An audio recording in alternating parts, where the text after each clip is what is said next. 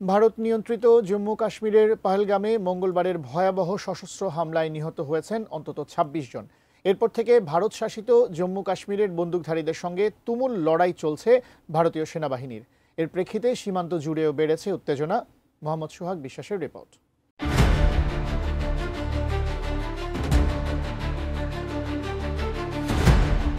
ভারত শাসিত জম্মু কাশ্মীরে বিচ্ছিন্নতাবাদী ও ভারতীয় সেনাবাহিনীদের মধ্যে বন্দুকযুদ্ধের ঘটনা ঘটেছে। এই ঘটনায় ভারতীয় সেনাবাহিনীর এক সদস্য নিহত হয়েছে। বৃহস্পতিবার উপত্যকাটির উধমপুর জেলায় এই ঘটনাটি ঘটেছে। এনডিটিভি তা নিশ্চিত করেছে। একদিন আগেই কাশ্মীরে বন্দুকধারীদের হামলায় নিহত হয়েছেন ২৬ জন। এর জেরে সৃষ্ট উত্তপ্ত পরিস্থিতির মধ্যেই বিচ্ছিন্নতাবাদীদের সঙ্গে বন্দুকযুদ্ধে ভারতীয় সেনা সদস্যের প্রাণহানির এই ঘটনা ঘটল। এনডিটিভির প্রতিবেদনে বলা হয়েছে, গোয়েন্দা তথ্যের ভিত্তিতে সে সময় সেনাবাহিনী ও পুলিশ যৌথভাবে এই এলাকায় অভিযান চালাচ্ছিল।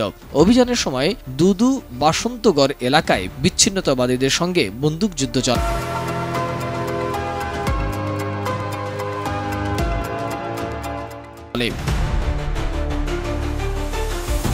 ভারতীয় সেনাবাহিনীর হোয়াইট নাইট কর্পস জম্মু অঞ্চলে নিরাপত্তার দায়িত্বে রয়েছে। সোশ্যাল মিডিয়া প্ল্যাটফর্ম এক্সে জানায়, বিচ্ছিন্নতাবাদীদের মুখোমুখি হওয়ার পর প্রচণ্ড গোলাগুলি শুরু হয়। সংঘর্ষের শুরুতেই জওয়ান গুরুতর আহত হন এবং চিকিৎসার সব চেষ্টা সত্ত্বেও শেষ পর্যন্ত নিহত হন তিনি।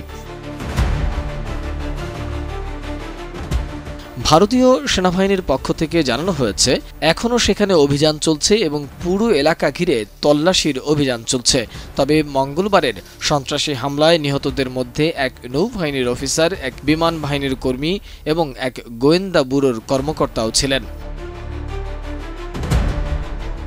এদিকে দুই দেশের উত্তেজনাকর পরিস্থিতির মধ্যে জম্মু ও কাশ্মীরে ভ্রমণ সতর্কতা জারি করেছে যুক্তরাষ্ট্র। কেন্দ্রশাসিত অঞ্চলটিতে এবং ভারত পাকিস্তান সীমান্তের ১০ কিলোমিটারের মধ্যে সন্ত্রাসী হামলা এবং সম্ভাব্য সহিংস বেসামরিক অস্থিরতার কারণে এই সতর্কতা জারি করেছে। বৃহস্পতিবার এক প্রতিবেদনে এ তথ্য জানিয়েছে ভারতীয় সংবাদ মাধ্যম এনডিটিভি।